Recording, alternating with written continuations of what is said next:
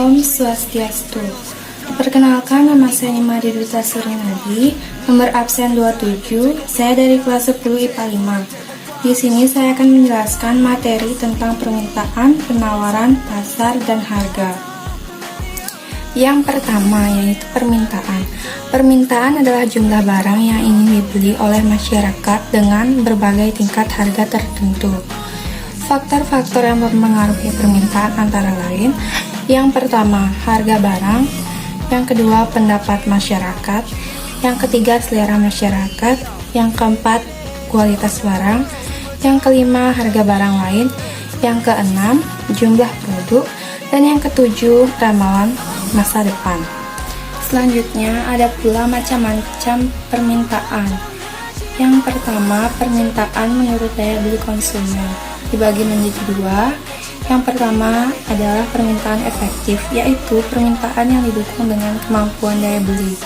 Yang kedua adalah permintaan potensial, yaitu permintaan yang didukung dengan kemampuan daya beli, tetapi belum melakukan transaksi atau pembelian. Selanjutnya ada permintaan jumlah konsumen. Permintaan dibagi menjadi dua jenis. Yang pertama, permintaan individual, yaitu permintaan dari masing-masing orang terhadap suatu barang. Dan yang kedua, permintaan pasar, permintaan yang dilakukan oleh masyarakat pada umumnya. Selanjutnya ada penawaran. Penawaran dapat kita artikan sebagai barang pada berbagai tingkat harga dalam waktu tertentu. Faktor-faktor yang mempengaruhi penawaran antara lain: yang pertama, biaya produksi; yang kedua, teknologi; yang ketiga, harapan akan mendapat laba; yang keempat, faktor-faktor non-ekonomi, contohnya bencana alam, larangan impor, dan kebijakan pemerintah. Selanjutnya yang ketiga, pasar.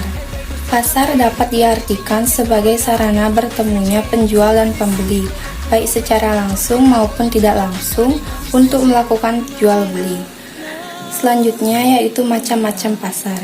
Yang pertama, pasar menurut wujudnya, dibagi menjadi dua. Yang pertama ada pasar konkret, yaitu pasar yang unsur-unsurnya seperti penjual, pembeli, dan barang yang diperjualbelikan. Yang kedua, pasar abstrak, yaitu pasar yang antar penjual dan pembeli dan barang yang diperjualbelikan tidak dapat bertemu langsung di dalam pasar, tetapi transaksi melalui alat komunikasi. Yang kedua, pasar menurut barang yang diperdagangkan, dibagi menjadi dua. Pertama, pasar barang konsumsi, yaitu pasar yang memperjualbelikan barang-barang keperluan sehari-hari. Yang kedua, pasar barang produksi, yaitu menyediakan keperluan faktor-faktor produksi. Yang ketiga, pasar menurut luar jaringan distribusi, dibagi menjadi empat. Pertama, pasar setempat, yaitu pasar yang digunakan oleh masyarakat sekitar wilayah dan melibatkan penjual dan pembeli di sekitar daerah tersebut. Yang kedua, pasar nasional, yaitu pasar yang cakupan penjual dan pembelinya dalam wilayah suatu negara. Yang ketiga, pasar regional, yaitu pasar yang daerah pemasarannya meliputi beberapa negara yang berada dalam satu kawasan. Yang keempat, pasar internasional, yaitu pasar yang menyediakan komoditas barang dagang untuk rakyat seluruh dunia. Yang keempat, pasar menurut waktu penyelenggaraan, dibagi menjadi empat. Yang pertama, pasar harian, pasar yang melakukan kegiatan setiap hari dan menjual barang-barang kebutuhan pokok sehari-hari. Kedua, pasar mingguan, pasar yang dilaksanakan seminggu sekali.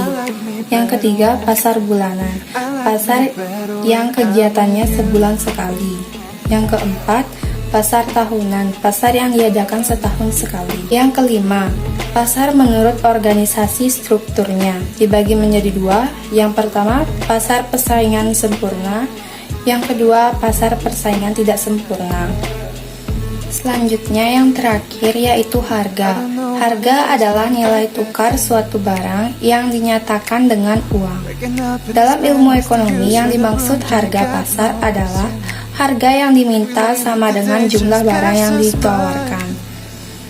Harga pasar dapat disebut juga harga keseimbangan, karena pada harga tersebut ada keseimbangan pada jumlah barang yang ditawarkan dan jumlah barang yang diminta seimbang.